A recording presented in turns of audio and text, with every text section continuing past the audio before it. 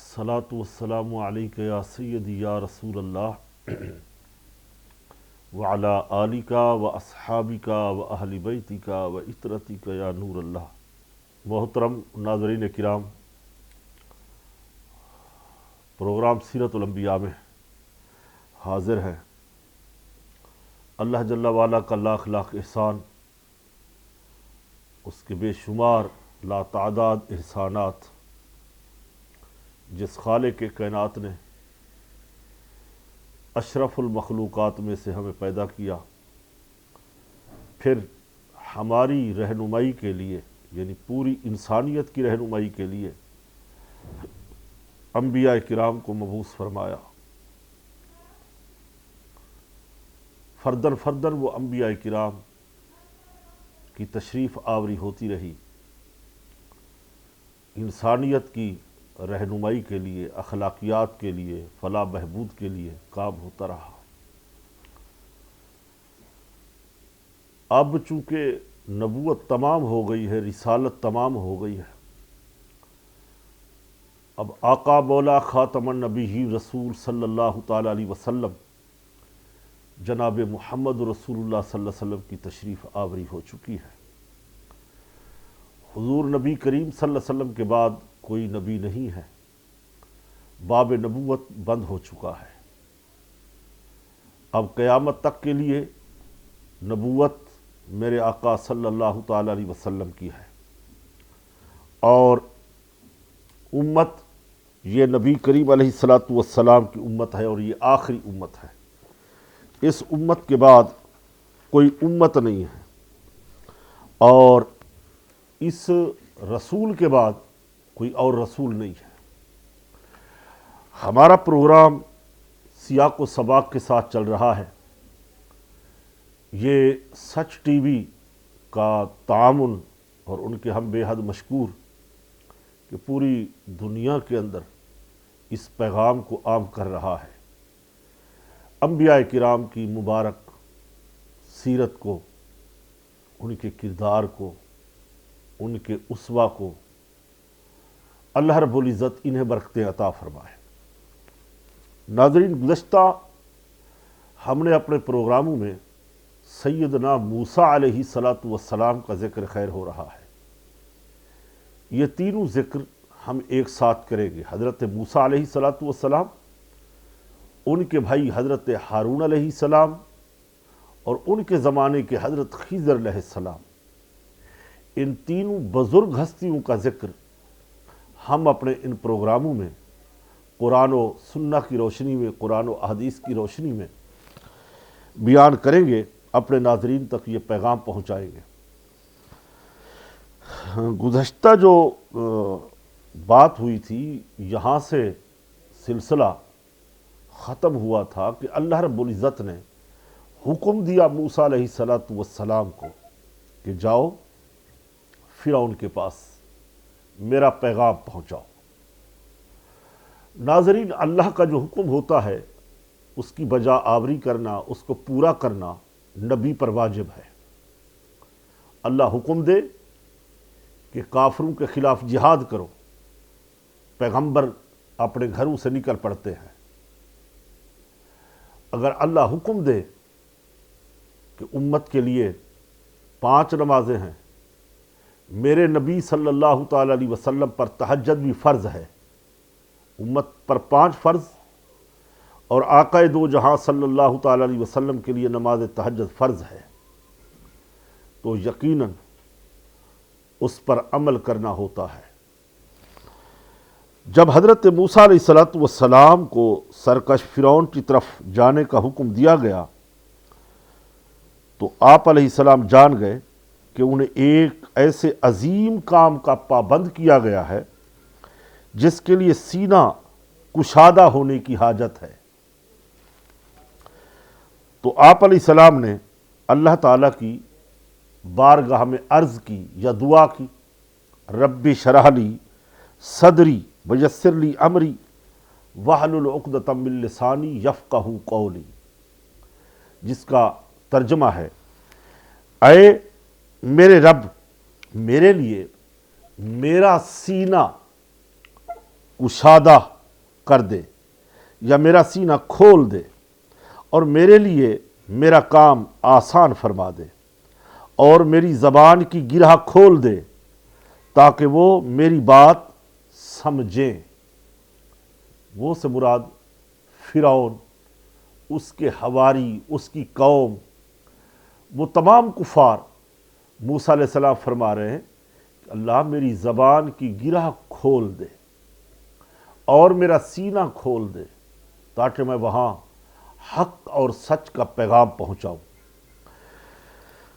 مزید عرض کرتے حضرت موسیٰ علیہ السلام بارگاہ خداوندی میں وَاجْعَلْ لِي وَزِيرًا مِّنْ أَهْلِي هَارُونَ أَخِي أَشْدُدْ بِهِ أَزْرِي وَأَشْرِكْهُ فِي أَمْرِي كَيْ نُسَبِّحَكَ كَثِيرًا وَنَذْكُرَكَ كَثِيرًا إِنَّكَ كُنْتَ بِنَا بَصِيرًا، جس کا اردو ترجمہ ہے کہ اور میرے لیے میرے گھر والوں میں سے ایک وزیر کر دے، یعنی میرا ساتھی کوئی بنا دے، اور میرے بھائی ہارون کو پھر نام بھی لے لیا، اور اس کے ذریعے میری کمر مضبوط فرما اور اسے میرے کام میں شریک کر دے تاکہ ہم بکثرت تیری پاکی بیان کریں اور بکثرت تیرا ذکر کریں، بے شک تو ہمیں دیکھ رہا ہے۔ ناظرین، حضرت موسیٰ علیہ السلام کی اس درخواست کو اللہ تعالیٰ نے قبول فرمایا اور آگے ارشاد بھی فرما دیا،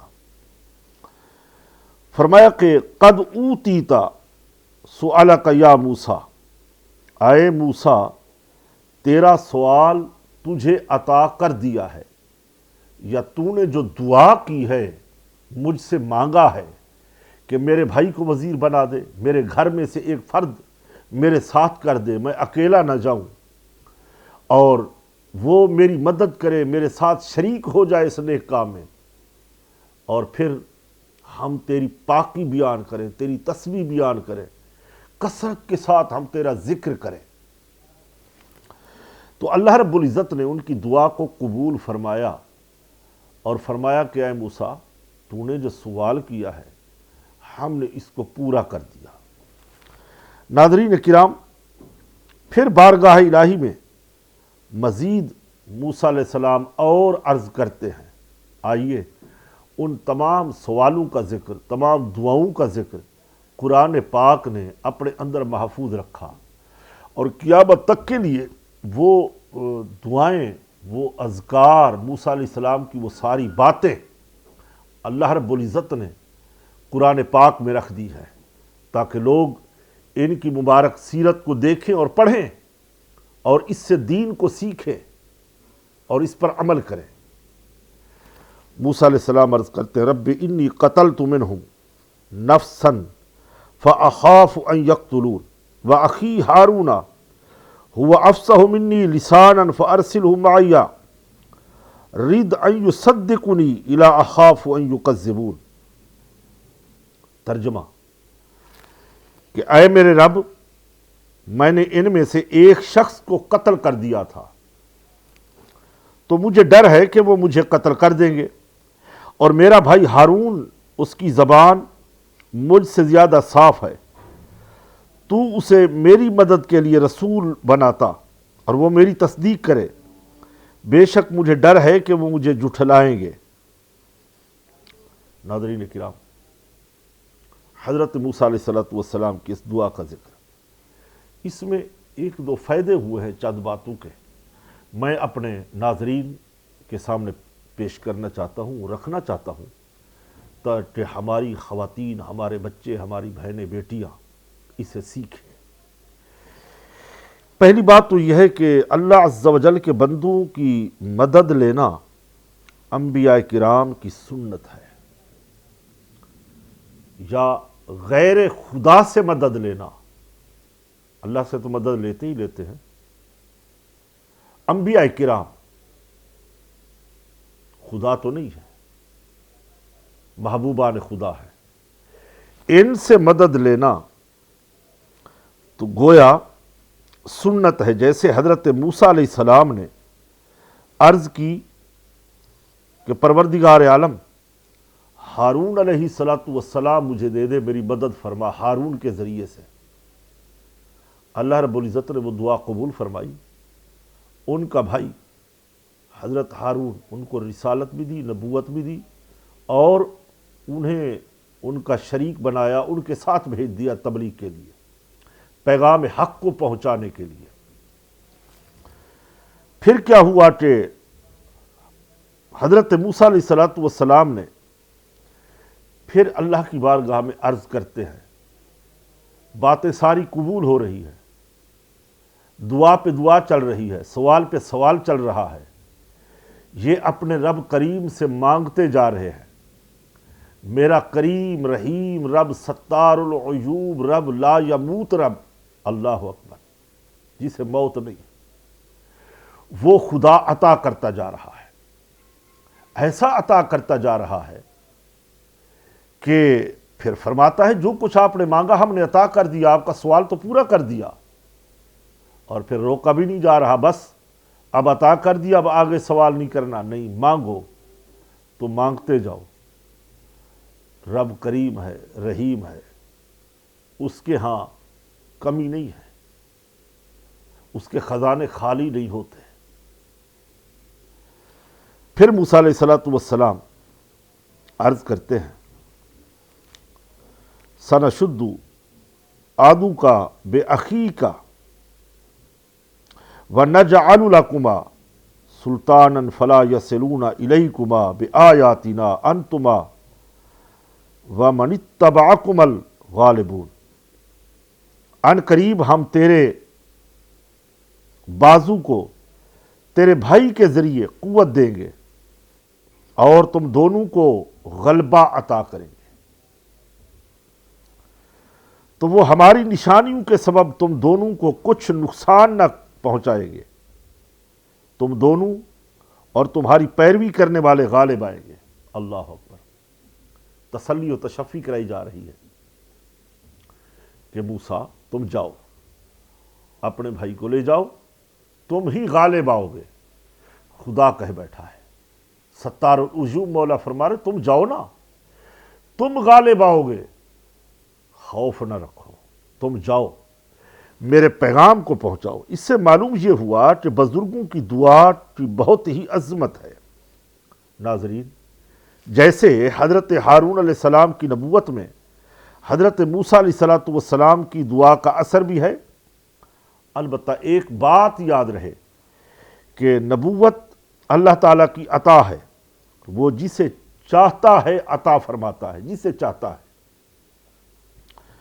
اور یہ بھی یاد رہے کہ سید المرسلین صلی اللہ تعالیٰ علیہ وسلم کی تشریف آوری کے بعد اب قیامت تک کے لیے کسی کو نبوت نہیں مل سکتی، کیونکہ آپ صلی اللہ تعالیٰ علیہ وسلم اللہ عز و جل کے آخری نبی ہیں، اور آپ کی آمد پر اللہ تعالیٰ نے نبوت کا سلسلہ ختم فرما دیا۔ البتہ اب بھی اللہ تعالیٰ کی بارگاہ کے مقرب بندوں کی دعا سے ولایت، علم، اولاد اور سلطنت مل سکتی ہے۔ اب جو بندے دعا کرتے ہیں، اللہ کے مقبول بندے کہ مولا فلاں کو نیک اولاد دے، اللہ دعا قبول فرماتا ہے، فلاں کو نیک صالح کر دے، ولایت عطا کر دے، وہ ولی بن جاتا ہے، وہ قطب بن جاتا ہے، غوث، ابدال، اللہ تعالیٰ اسے اس منصب پر فیض کرتا ہے۔ اور پھر کوئی دعا کرے مولا مجھے بڑا منصب چاہیے، عہدہ چاہیے، میں اس ریاست کا، ملک کا والی بن جاؤں، اگر وہ اس قابل ہے، نیک صالح ہے، عدل و انصاف کرنے والا ہے، اللہ تعالیٰ اسے یہ بھی عطا فرما دیتا ہے۔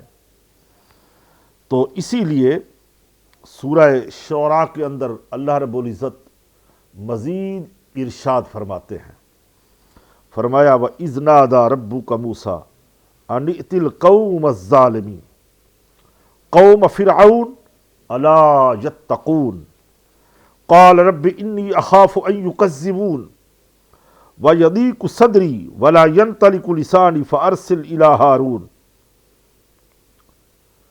ترجمہ، اور یاد کرو جب تمہارے رب نے موسیٰ کو ندا فرمائی کہ ظالم لوگوں کے پاس جاؤ جو فرعون کی قوم ہے، کیا وہ نہیں ڈریں گے؟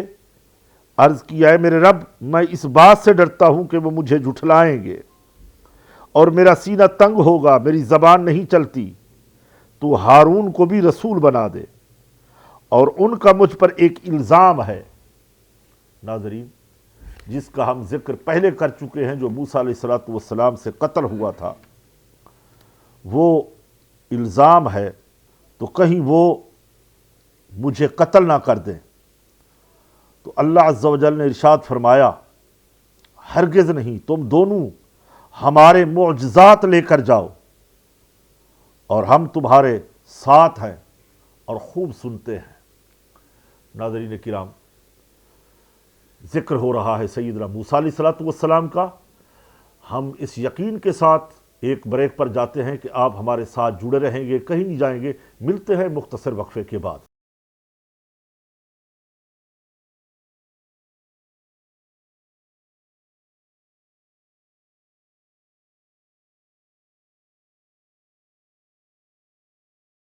ایک بار پھر پروگرام سیرت الانبیاء میں ہم اپنے ناظرین کو خوش آمدید کہتے ہیں۔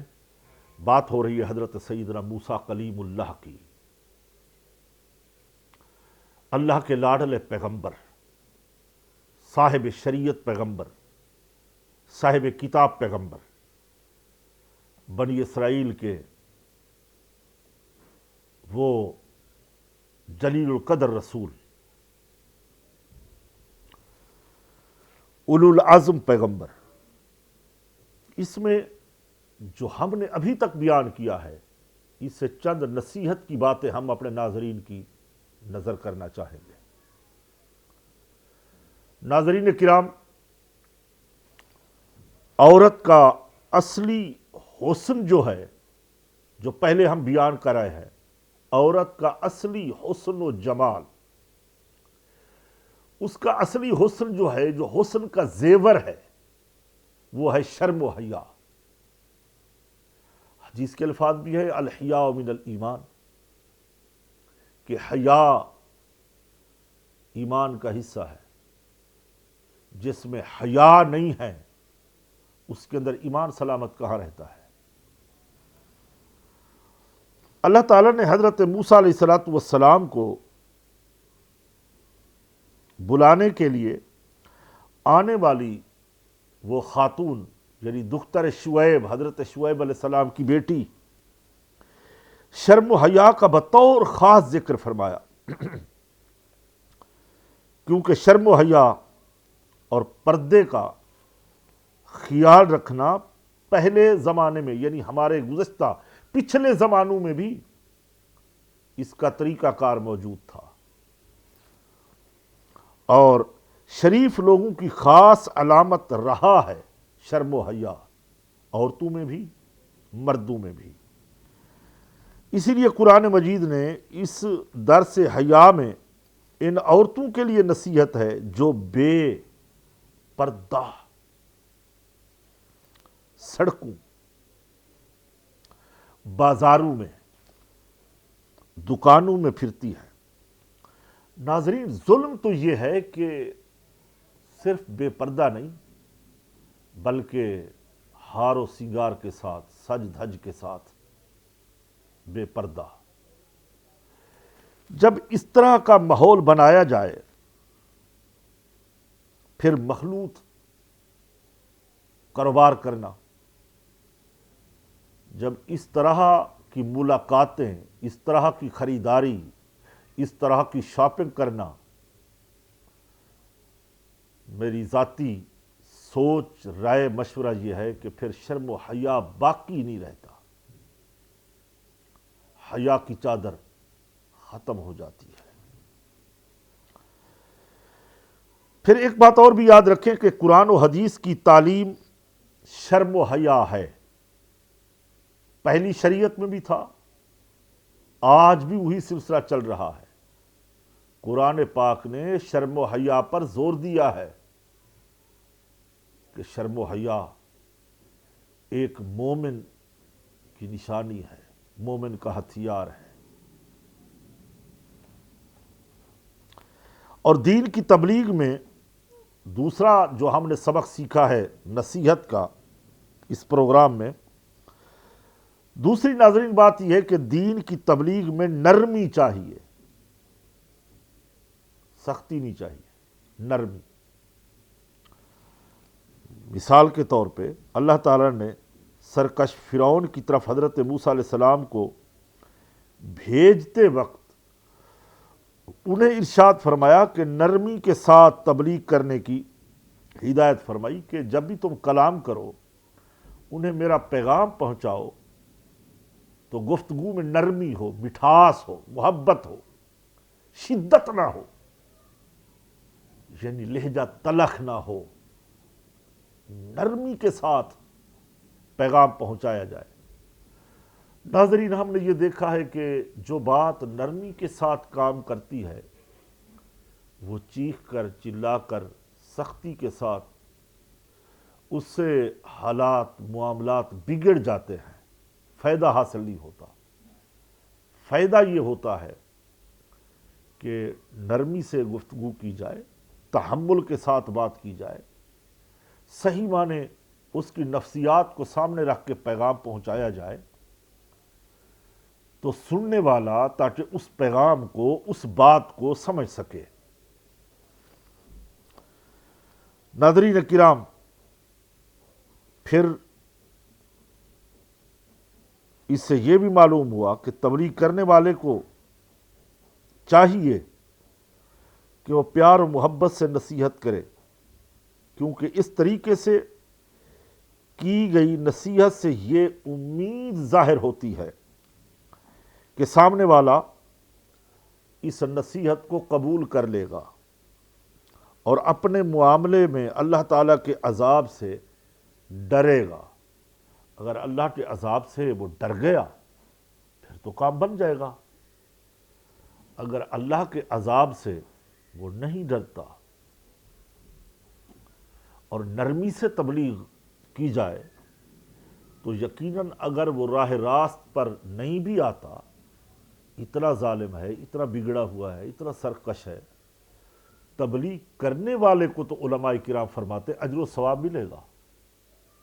اس نے جو اپنا وقت دیا، تبلیغ کی، سمجھایا، اللہ تعالیٰ اس کو اجر دے گا۔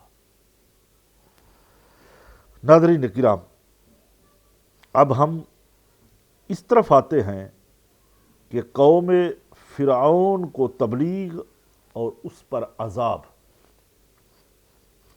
اور فرعون کی قوم کے کون سے ایسے گناہ تھے کہ ان کی قوم پر اللہ کا عذاب آیا۔ آئیے ان گناہوں کا ذکر کرتے ہیں، اس سے بھی بہت کچھ سیکھنے کو ملتا ہے، بہت کچھ گناہ کے کام چھوڑنے کو ذہن بنتا ہے کہ یہ گناہ اس زمانے میں بھی تھے، ہم اس کا تدارک کریں، دیکھیں، موازنہ کریں، آج بھی کیا وہ گناہ ہمارے معاشرے میں موجود ہیں؟ اگر اس زمانے میں موجود تھے، وہ گناہ تھے، تو یقیناً آج بھی وہ گناہ کے کام ہوں گے اگر کوئی کرتا ہے۔ ناظرین کرام، فرعون اور اس کی قوم کے گناہ یہ تھے۔ فرعون اور اس کی قوم کے لوگ طرح طرح کے گناہوں میں اور بہت سارے جرائم میں مبتلا تھے۔ یہاں ایک مختصر میں اپنے ناظرین کے سامنے فہرست بیان کر دیتا ہوں تاکہ وہ سنیں اور دیکھیں۔ نمبر 1 کہ فرعون اور اس کی قوم کفر و شرک میں مبتلا تھی۔ اس سے پہلے بھی ہم نے جن قوموں کا ذکر کیا، کفر اور شرک یہ بہت بڑی بیماریاں، بہت بڑے گناہ ہیں۔ کبائر گناہ میں سے پہلا نمبر انہی کا آتا ہے۔ قوم شعیب علیہ السلام کو دیکھ لو، وہ بھی کفر و شرک میں، قوم لوط کو دیکھ لو، قوم نوح کو دیکھ لو۔ تو جتنی قوموں کا ذکر ہم پہلے کر رہے ہیں، سب سے بنیادی چیز جو ان کے اندر تھی، کفر بھی تھا، شرک بھی تھا۔ ان الشرک لظلم عظیم، شرک بہت بڑا ظلم ہے، گناہ کبیرہ ہے۔ نمبر 2 کہ خدائی کا دعویٰ کرنا، یہ فرعون کا کام تھا. وہ کہتا تھا انا ربکم الاعلی، کہ میں تمہارا بڑا رب ہوں. یہ خدائی دعویٰ تھا. ناظرین یہ بھی گناہ ہے. تیسرا، اگر آج بھی کوئی یہ دعویٰ کرتا ہے کہ میں خدا ہوں تو وہ جھوٹا ہوگا، وہ گنہگار ہوگا. یہاں تک علماء فیصلہ کر چکے ہیں، ائمہ اربعہ، کہ اسے بادشاہ وقت قید کرے، ریاست اسے سزا دے جو خدائی دعویٰ کرے، خدا کی الوہیت کو، اللہ کی توحید کو وہ جھٹلائے، خود خدا بن بیٹھے اور اپنے آپ کو خدا کا شریک کہے. یہ سزا کا مستحق ہوتا ہے، اور سزا ریاستی ادارے دیتے ہیں. ہر بندے کو قانون ہاتھ میں نہیں لینا چاہیے. وہ انتظار کرے اور وہ کہیں، جا کے بتائیں اداروں کو، جو قانون نافذ کرنے والے ادارے ہیں، جو ریاستی ادارے ہوتے ہیں، وہ انہیں سزا دے اور حاکم وقت اس کا نوٹس لے. نمبر 3 اور 4 ان میں یہ بھی ایک گناہ کی بیماری تھی. وہ تکبر اور سرکشی کے کاموں میں حد سے بڑھ گئے تھے. تکبر، غرور، یہ بیماریاں بھی تھیں. غرور یعنی تکبر کی بیماری اس زمانے میں بھی تھی. تکبر کی بیماری تو ابلیس سے چلی آ رہی ہے اور آج تک یہ بیماری ہے.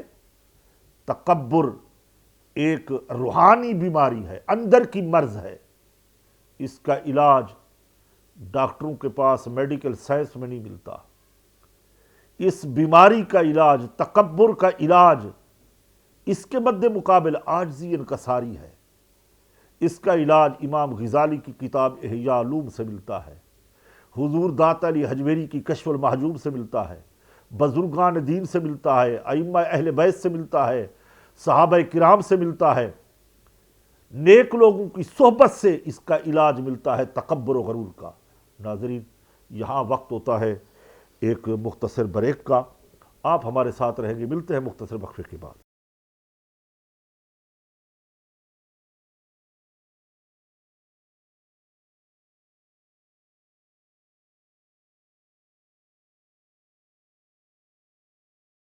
ایک بار پھر پروگرام سیرت الانبیاء میں ہم اپنے محترم ناظرین کو خوش آمدید کہتے ہیں. بات ہو رہی تھی تکبر و غرور کی. جی ہاں، تکبر عزازیل راخا کرد، بزندان لعنت کے گرفتار کرد. تکبر انسان کو برباد کر دیتا ہے. اس کی عزت، اس کی عظمت، اس کا تعلق ملیا میٹ ہو جاتا ہے. تکبر انسان کو نیچا دکھاتا ہے، اٹھنے نہیں دیتا. اس بیماری کا علاج کرنا چاہیے. اللہ نے اس بیماری کو ختم کرنے کے لیے پیغمبر بھیجے، انبیاء رسول بھیجے. وہ اس کا علاج کرتے رہے، قوم کو ہدایت کرتے رہے کہ ہماری قوم تکبر نہ کرو، غرور نہ کرو. تکبر صرف ذات الہی کو جچتا ہے. وہ ذات ہے وحدہ لا شریک. پھر 5ویں بیماری ان کے اندر گناہ کی یہ تھی کہ وہ لوگوں سے زبردستی مشقت کے کام کرواتے تھے. یعنی قوم فرعون بنی اسرائیل کو غلام بنا کر کے مشقت کے کام، گھر بنوانا، لکڑیاں کٹوانا، گھریلو کام لینا، جبراً ظلم کے ساتھ، یہ بھی گناہ کا کام تھے جس میں اللہ ناراض ہوتا ہے، اللہ کے عذاب آتے ہیں. آج بھی ہم اس معاشرے کے اندر دیکھتے ہیں 8 گھنٹے اگر کوئی ڈیوٹی کرتا ہے تو ہم اسے جبراً 10 گھنٹے کرواتے ہیں. اگر بات 8 گھنٹے کی ہے تو 8 گھنٹے ہی ہمیں کام کرانا ہوگا. اب جو 2 گھنٹے وہ ایکسٹرا اوپر زیادہ کام کروایا ہے تو اس کے عوض، اس کا پیسہ اس کو دینا ہوگا. ہم کہیں جاتے ہیں گاڑی کرائے کی لیتے ہیں، ہم عام طور پہ کہہ دیتے ہیں کہ ہم یہاں سے 2 کلومیٹر کے فاصلے پہ جانا ہے اور 2 کلومیٹر کے پیسے طے کرتے ہیں۔ اب جب سفر ہوتا ہے تو وہ 5 کلومیٹر ہو جاتا ہے، 10 کلومیٹر، اس پہ جھگڑا کیا جاتا ہے کہ ہم نے پیسے پہلے طے کر لیے تھے۔ بھائی پہلے جو طے کیے تھے وہ تو 2 کلومیٹر کا فاصلہ تھا، اب یہ فاصلہ بنا ہے 5 کلومیٹر، تو ہمیں اس کو پیسے دینے ہوں گے، لڑنا نہیں ہوگا، جھگڑنا نہیں ہوگا۔ اگر ہم لڑیں گے جھگڑیں گے تو یہ گناہ کا کام ہے، یہ ظلم ہوگا، یہ جبراً مشقت کا کام آئے گا۔ بنی اسرائیل کے دور میں بھی تھا۔ آج ہم جس معاشرے کے اندر رہتے ہیں اس معاشرے کے اندر بھی یہ چیزیں عام ہیں۔ ہم بتاتے کچھ ہے کام کا، دکھاتے کچھ ہے اور کرواتے کچھ ہے۔ دکھایا کہ بس آ جاؤ، یہ تھوڑا سا کام ہے کر دو، اب جب وہ کام کرتا ہے تو کہتا ہے کام تو بہت زیادہ تھا، آپ نے مجھے یہ بولا تھا یہ بولا تھا۔ اس میں اس مالک کو، کام کرانے والے کو اللہ سے ڈرنا چاہیے، خوف خدا رکھنا چاہیے، جو اس کی مزدوری، جو اجرت بنتی ہے وہ پوری ادا کرے۔ ناظرین، چھٹا کام ان کے برائی کا یہ تھا کہ وہ ظلم اور فساد کرتے تھے۔ فرعون اور اس کی قوم اللہ کی بنائی ہوئی زمین پر ظلم کرنا، ظالم بن جانا، یعنی گناہ انہیں سمجھنا ہے تو یہی تو ظلم ہے، یہی فساد۔ ان کو فساد پہ مزہ آتا، گناہ کر کے ہنستے، خوش ہوتے کہ ہم نے کیسے ان کو بے وقوف بنایا، کیسے ان کو غلام بنا لیا، کیسے بنی اسرائیل کے لاکھوں بچوں کو ہم نے قتل کر دیا۔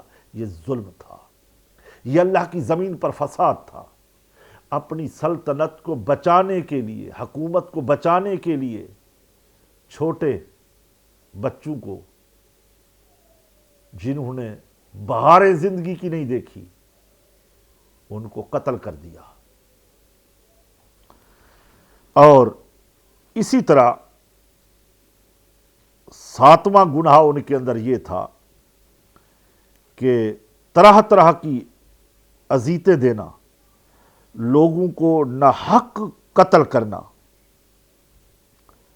دیکھیں یہ بھی تو ناحق قتل کرنا تھا نا، کہ ان نجومیوں کے کہنے پر، خواب کی بات کے اوپر فرعون نے لاکھوں بچوں کو قتل کروا دیا، لڑکوں کو قتل کروا دیا۔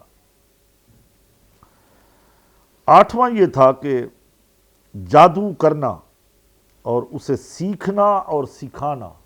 ناظرین آج بھی یہ گناہ کے کام ہیں، جادو کرنا ہمارے معاشرے میں بہت ہو گیا ہے، یعنی اس کو ہم گناہ نہیں سمجھتے۔ اس کے اوپر ہم انشاءاللہ کبھی پروگرام کریں گے پورا جادو کے اوپر، کہ جادو کس طریقے سے حرام ہوتا ہے، کیسے۔ پہلے بھی ہم نے اس کے اوپر کسی اور چینل میں کیے ہیں پروگرام، مگر ہمارا یہاں یہ پروگرام سیرت الانبیاء کا ہے تو اسی کے اوپر میں زیادہ بات نہیں کروں گا۔ بہرکیف یہ ہے کہ یہ بھی گناہ کے کام تھے جو اس زمانے میں بھی موجود تھے۔ یہ نامہ کام یہ تھا کہ برائی کا بدفالی لینا، کاہنوں اور نجومیوں کی تصدیق کرنا، یعنی جو نجومی کہہ دے تو وہ اس پر فرعون اور اس کی قوم عمل کرتی، یہ بھی گناہ تھا۔ یہ سب گناہ کے کام تھے۔ 11واں ظلم یہ تھا، عیب، کہ حضرت موسیٰ علیہ السلام اور ان پر ایمان لانے والوں سے دشمنی رکھنا اور انہیں حقیر جاننا۔ یعنی جو موسیٰ علیہ السلام پر ایمان لا چکے تھے، مومن بن گئے تھے، پیغمبر سے بھی ان کی دشمنی تھی، فرعون کی اور فرعون کی قوم کی، اور جو موسیٰ علیہ السلام کے پیروکار تھے ان سے بھی انہوں نے دشمنی رکھی، انہیں حقیر سمجھتے تھے، غریب سمجھتے تھے۔ یہ بھی گناہ کے کام تھے۔ پیغمبروں کو حقیر نہیں سمجھنا چاہیے۔ ناظرین، جو پیغمبروں کی صحبت میں رہیں، ان کے صحابی بنیں، انہیں بھی حقیر نہیں سمجھنا چاہیے۔ یہ گناہ کے کام ہے، اللہ ناراض ہوتا ہے، عذاب الہی آتا ہے۔ اللہ ان محبوبوں کے صدقے دنیا کو آباد رکھتا ہے، ہمیں ہدایت دیتا ہے۔ جب ہم دروازے ہی بند کر دیں تو ہمیں ہدایت کہاں سے ملے گی؟ فیض کہاں سے ملے گا؟ برکت ہمارے ہاں کیسے داخل ہوگی؟ اللہ اکبر۔ اور 12 اور 13 ان کے اندر اور بھی عیب تھے، گناہ ٹیٹے، لمبی امیدیں باندھنا اور آخرت کا انکار کرنا۔ ان کی ایک سوچ یہ بھی تھی کہ ہم زندہ رہیں گے، ہمیں نہیں مرنا، ہم پر کوئی موت طاری نہیں ہوگی۔ آخرت ان کے نزدیک تھی ہی نہیں، وہ آخرت کا انکار کرتے تھے۔ فرعون بھی انکار کرتا، اس کی قوم بھی، کہتا کوئی آخرت نہیں ہے۔ اور لمبی لمبی امیدیں، آج بھی یہی ہوتی ہے۔ شیطان بہکاتا ہے کہ آپ نے تو مرنا ہی نہیں ہے، لمبی امیدیں رکھی جاتی ہیں۔ ناظرین کرام، پھر خود پسندی میں مبتلا ہونا اور دوسروں کو حقیر جاننا، یعنی میں ہوں، انانیت، غرور، تکبر، خودی کو، خود پسندی، اپنے آپ کو سب کچھ سمجھنا، دوسرے سامنے والے کو حقیر جاننا، انہیں انسانوں میں بھی معاذ اللہ شامل نہ کرنا، کیڑے مکوڑے سمجھنا، اس زمانے کے معاشرے میں بھی تھا، آج کے معاشرے میں یہ بات موجود ہے، ملتی ہے۔ اللہ تعالی ہمیں ایسے غلط سوچ سے، غلط کاموں سے محفوظ رکھے۔ ناظرین، یہاں وقت ہوتا ہے ایک مختصر بریک کا، انشاءاللہ آپ ہمارے ساتھ رہیں گے۔ ملتے ہیں وقفے کے بعد۔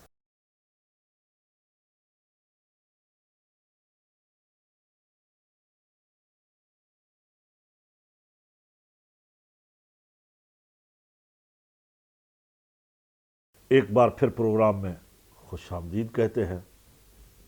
ناظرین، بریک سے پہلے بات چل رہی تھی فرعون، اس کے حواری، اس کی قوم کے گناہ، ان کے کرتوت، ان کے معاملات، بگڑی ہوئی ان کی اخلاقیات۔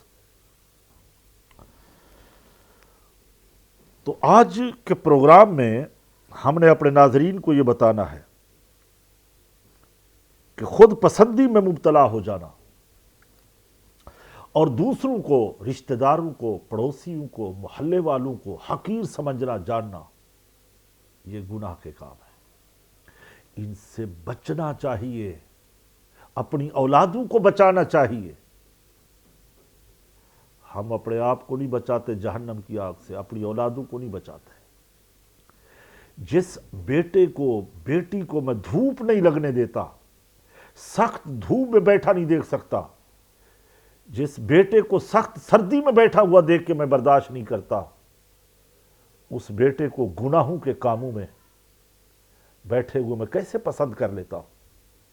بھئی نماز نہ پڑھنا بھی تو گناہ ہے نا، جب وہ بے نمازی بنتا ہے، گندی صحبت میں بیٹھتا ہے، تو یہ بھی تو ظلم ہے۔ ناظرین کرام، 16واں عیب ان میں یہ تھا کہ منصب، قوت، صحت اور عافیت پر مغرور ہونا۔ یعنی صحت اللہ کی نعمت ہے اور منصب اللہ کی نعمت ہے، قوت یعنی طاقت اللہ کی نعمت ہے۔ ان نعمتوں پر غرور کرنا، شکران نعمت نہ کرنا، یعنی صحت ہے، قوت ہے، تو میں اس صحت کو، قوت کو غلط جگہ پہ خرچ کروں، اس انرجی کو غلط جگہ پہ خرچ کر دوں، اور پھر میں یہی کفران نعمت کروں، اور میں یہ مغرور تکبر میں رہوں کہ میں تو ہمیشہ ایسے ہی رہوں گا، مجھے، میری نہ صحت خراب ہو گئی، نہ قوت ختم ہو گئی۔ یہ دھوکہ ہے شیطان کا، یہ نفس کا دھوکہ ہے۔ پھر منصب مل جائے، تو میں یہ سوچتا ہوں کہ یہ منصب میرے قبضے میں آ چکا ہے، ہمیشہ میرے ساتھ رہے گا، یہ مجھ سے نہیں چھوٹے گا۔ پھر کیا ہوتا ہے، ایک وقت آتا ہے وہ منصب بھی چھن جاتا ہے، کیونکہ تم اگر میری نعمتوں کا شکر نہیں کرو گے تو میں تم سے اپنی نعمتیں چھین لوں گا، تمہارے وہم و گمان میں بھی نہیں ہوگا۔ یہی ہوا تھا فرعون کے ساتھ، منصب بھی گیا، آگے باتیں آئیں گی انشاءاللہ، منصب بھی گیا، صحت بھی گئی، قوت بھی گئی، فارغ ہو گئے۔ جب اللہ عز و جل ناراض ہوتے ہیں پھر یہ ساری چیزیں ختم ہو جاتی ہیں۔ ناظرین کرام، 18ویں 17ویں بیماری ان کے اندر یہ تھی کہ عہد توڑنا، یعنی وعدہ خلافی کرنا، اور احسان جتانا کہ ہم نے آپ کے اوپر یہ احسان کیا تھا، ہم نے آپ کے اوپر یہ احسان کیا، اور وعدہ کر کے وعدے کو توڑ دینا، پھر کہنا یہ کوئی قرآن حدیث تھوڑا ہے، علیاذ باللہ۔ اب تو یہ کہا جا رہا ہے کہ دین کی باتیں نہ کرو، استغفر اللہ، کتنا بڑا ظلم ہے۔ دین کی باتیں علماء نہ کریں، مشائخ نہ کریں، حضور کی امت کے لوگ نہ کریں تو اور کون کرے گا؟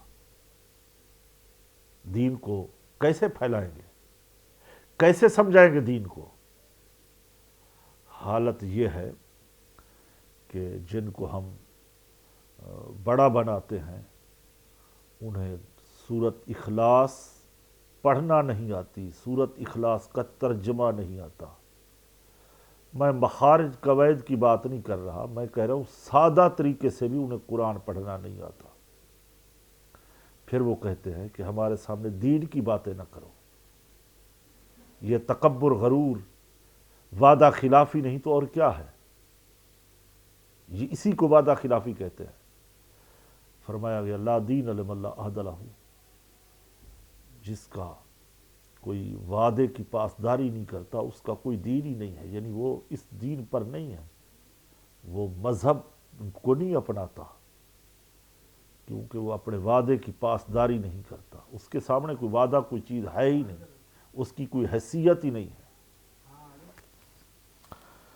ناظرین کرام،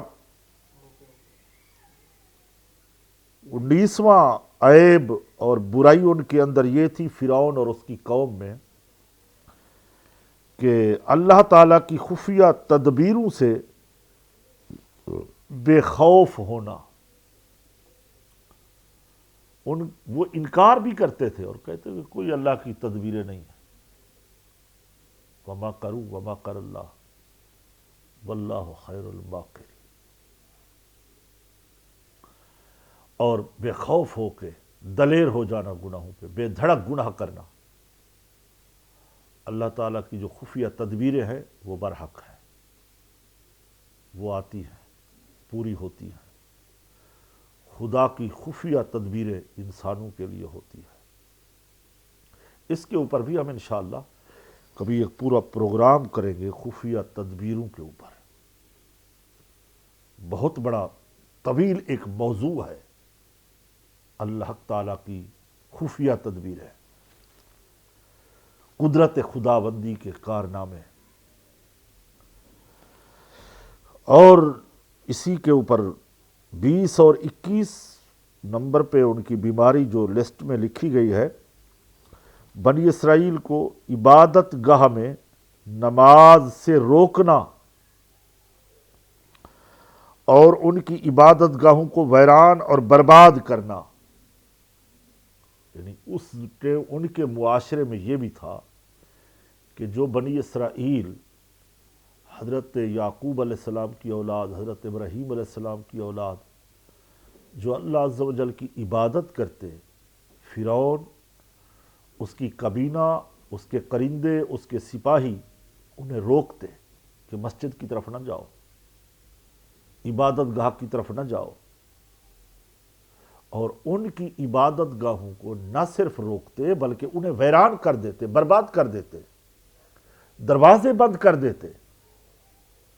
آج ہم جس معاشرے میں ہم رہتے ہیں، ہماری تو ریاست کی یہ ذمہ داری ہوتی ہے کہ جو اقلیت میں رہتے ہیں لوگ پاکستان میں، ان کو بھی آزادی ہے اپنی عبادت گاہوں میں عبادت کرنے کی،